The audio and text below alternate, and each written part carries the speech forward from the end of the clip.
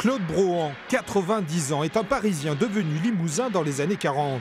Certificat d'études en poche, obtenu à Ambazac, Claude entre sous l'occupation à la SNCF.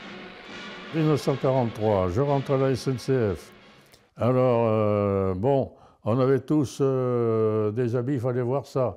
Il y avait les tickets de textile aussi, et de chaussures. Alors, tous, on est arrivés, il fallait voir comment on était habillés, là, oui. Et puis pour avoir des bleus pour aller pour l'atelier, c'était pareil, ça avait tout été confectionné, c'était pas des tenues formidables.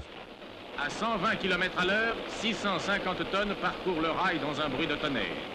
Il y avait les reines du dépôt de Limoges, c'était les 141 TA300. Vous savez, c'était des locomotives Tender qui allaient surtout sur Ussel, Montluçon, qui marchaient tout le temps, été comme hiver.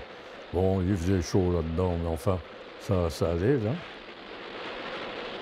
On savait que la vapeur, en 1946, elle allait sur l'extinction. Donc, on est parti faire des stages d'entretien de locomotives électriques, bien apprendre les locomotives électriques.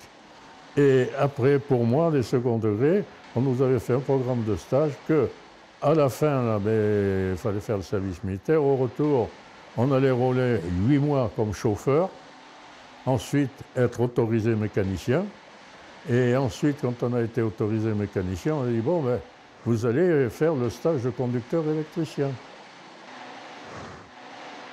Je préférais la vapeur, parce qu'on était une équipe.